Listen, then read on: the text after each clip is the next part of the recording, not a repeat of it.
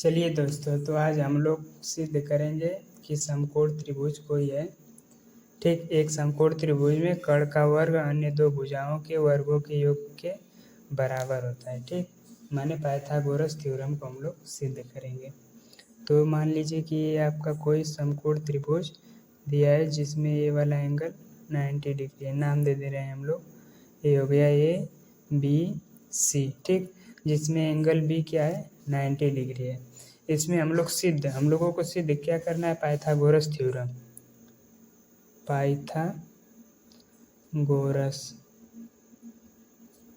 प्रमेय। ठीक, हम लोग को यही सिद्ध करना है। तो ये क्या होता है, ये कहता है कि इसको हम लोग क्या बोलते हैं, कर्ण।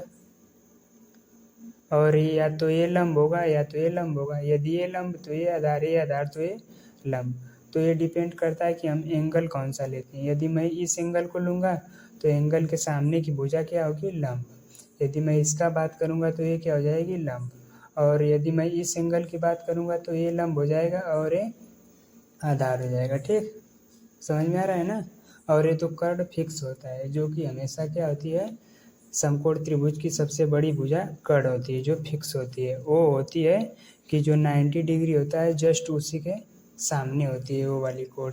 ठीक है दोस्तों, तो आइए इसमें हम लोग को सिद्ध क्या करना है कि कर्ण का स्क्वायर जो होता है बराबर होता है लंब का स्क्वायर प्लस आधार का स्क्वायर। ठीक, मतलब कर्ण क्या है आपका, AC का स्क्वायर जो है ये बराबर होगा AB के स्क्वायर प्लस में BC के स्क्वायर, या तो इसी को हम लोग BC का स्क्वायर प्लस AB का स्क्वायर लिख सकते हैं। ठीक है, तो आइए इसमें हम लोग सिद्ध करते हैं। कैसे, यहाँ से हम लोग जो एंगल B है इसके सामने से मैं इस कर्ण पर एक लंबवत रेखा ड्रा कर रहा हूँ।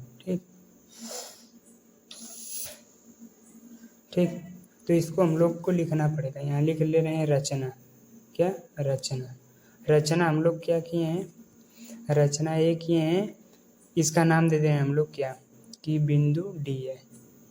तो हम लोग लिखेंगे कि BD परपेंडिकुलर ऑन AC। समझ में आ रहा है, ये जो BD रेखा है मैं AC पर क्या कर रहा हूँ, लंब खींचा हूँ। तो इसको हम लोग लिखेंगे कि BD परपेंडिकुलर ऑन AC खींचा।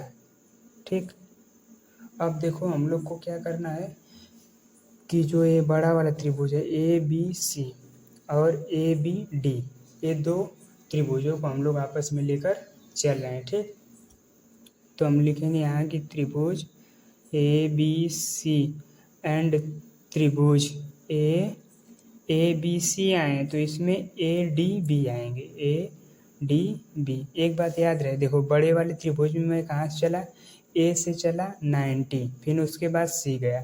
तो इसमें हम लोग चलेंगे तो A वाला एंगल इसमें उभयनिष्ठ है, तो यहाँ A से भी 90 चलेंगे, इसमें भी।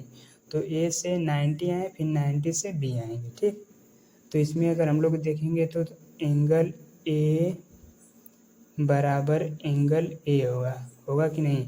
इस त्रिभुज में बात कर रहे हैं यदि, तो ये दोनों बराबर होंगे और ये क्या होंगे, उभयनिष्ठ। ठीक है दोस्तों, तो ये दोनों क्या हो गए, उभयनिष्ठ। अब इसमें हम बात कर रहे हैं कि बड़े वाले त्रिभुज में यानी ABC में, तो इसमें क्या होगा, एंगल ABC ये किसके बराबर होगा, एंगल ADB के। और ये दोनों, इसको ब्रैकेट में कर लो, और ये क्या होंगे, प्रत्येक 90 डिग्री के होंगे कि नहीं। ये भी लंबवत है इसमें ये भी लंबवत। तो ये बताइए कि यदि किसी दो त्रिभुज के दो एंगल आपस में बराबर हो जाएं, दो एंगल बराबर हो जाएं, तो वो त्रिभुज आपस में क्या हो जाते हैं, समरूप। तो यानी कि हम लोग कह सकते हैं कि त्रिभुज ABC समरूप होगा त्रिभुज ADB के, होगा कि नहीं। तो जब हम लोग जानते हैं कि जब दो त्रिभुज आपस में समरूप होते हैं तो उनके भुजाओं का अनुपात क्या होता है, बराबर होता है कि नहीं। ठीक है, तो अब इसमें हम लोग ले रहे हैं इनके भुजाओं का अनुपात आपस में बराबर कर लें। तो इस बड़े वाले त्रिभुज में यदि मैं मतलब ये उभयनिष्ठ है, उभयनिष्ठ वाले से मैं 90 आया, यानी कि A से B आया, तो AB बड़े वाले में मैं आया, तो इस छोटे वाले त्रिभुज में भी इस उभयनिष्ठ 90 जाएंगे, तो उभयनिष्ठ ए हो गया और 90 ए हो गया, होगा ना। तो ये हो जाएगा ए डी बटे में ए डी, और ये जो बराबर होगा। अब मैं बात कर रहा हूँ कि यदि बड़े वाले में मैं ए से सी जा रहा हूँ, उभयनिष्ठ से 90 को छोड़कर सी की तरफ जा रहा हूँ, ठीक। ए से सी गया, तो इस वाले छोटे वाले त्रिभुज में मैं बात करूँ ए डी बी में, तो इसमें भी मैं 90 को छोड़कर उभयनिष्ठ से बी तक जाऊँगा, तो ये हो जाएगा बटे में ए बी, ठीक।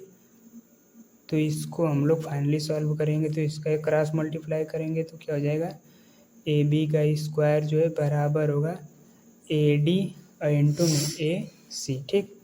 एक आपका हो जाएगा इक्वेशन फर्स्ट, ठीक। अब यही काम हम लोग को इस बड़े वाले त्रिभुज ए बी सी एंड त्रिभुज बी डी सी, इस छोटे वाले त्रिभुज को लेकर इसी तरह एक इक्वेशन और प्राप्त करेंगे, ठीक। तो चलिए दोस्तों उसको भी देखते हैं, ठीक।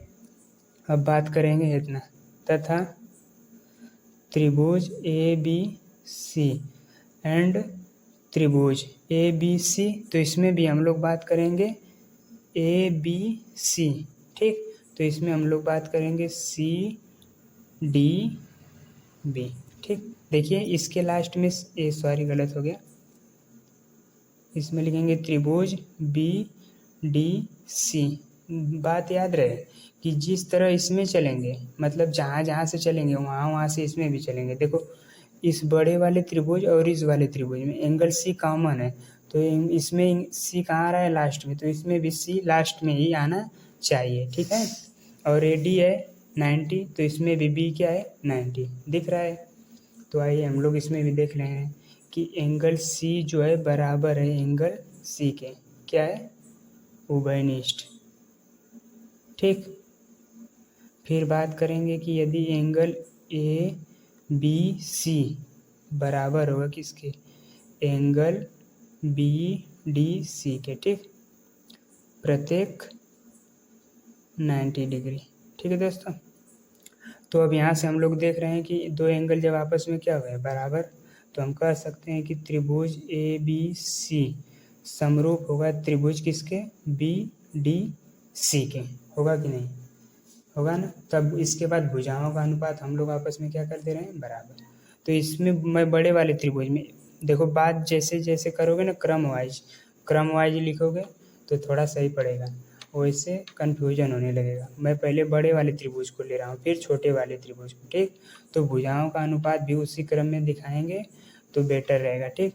तो मैं अब बात कर रहा हूँ बड़े वाले त्रिभुज में ए बी सी, तो इसमें मैं ले रहा हूँ यदि बी सी मतलब 90 से कॉमन वाले एंगल तक जा रहा हूँ बी सी, तो इस छोटे वाले त्रिभुज में भी 90 से कॉमन वाले तक आएंगे।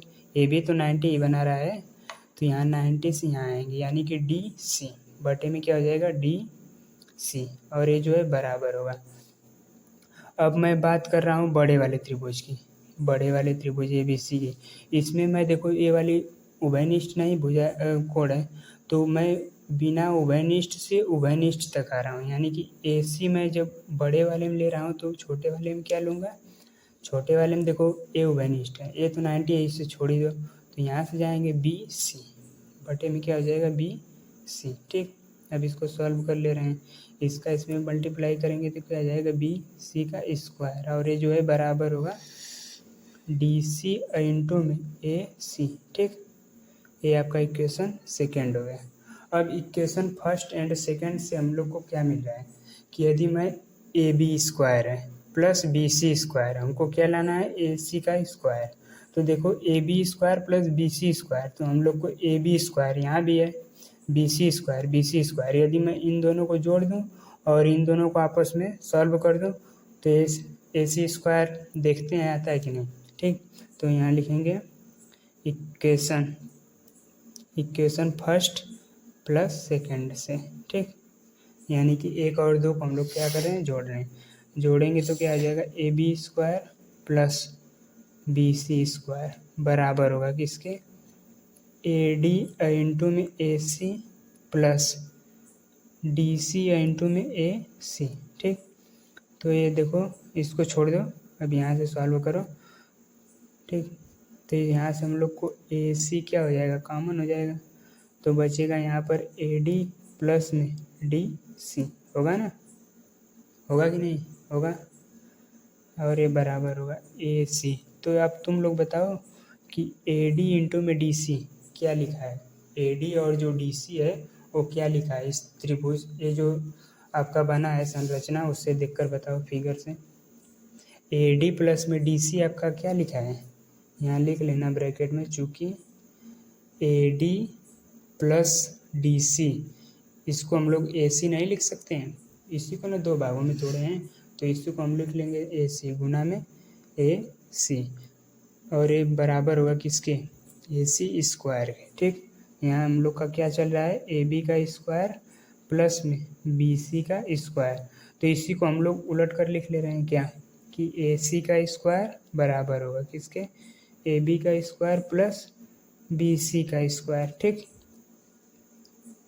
समझ में आ रहा है। और यही बात यहाँ पर हम लोग को क्या करना था, सिद्ध करना था। तो यहाँ से हम लोग को ये बात क्या हो गई, प्रूव्ड हो गई, सिद्ध हो गया। समझ में आ रहा है कि नहीं। तो यानी कि यदि आपको एक समकोण त्रिभुज में कर्ण का वर्ग अन्य दो भुजाओं के वर्गों के योग के बराबर होता है, तो इसको हम लोग कैसे सिद्ध करेंगे, ऐसे। ठीक, अब इसके बाद दूसर का वीडियो में हम लोग ये देखेंगे कि यदि किसी त्रिभुज में, ये बात नहीं करेगा कि समकोण है कि कौन सा कोण है, बस बोलेगा कि किसी त्रिभुज में एक भुजा का वर्ग अन्य दो भुजाओं के वर्गों के योग के बराबर है, तो सिद्ध कीजिए कि वह त्रिभुज क्या होगा, समकोण। ठीक, इसके बाद हम लोग अगले वीडियो में उसकी चर्चा करेंगे। ठीक है, तो कैसा लगा वीडियो।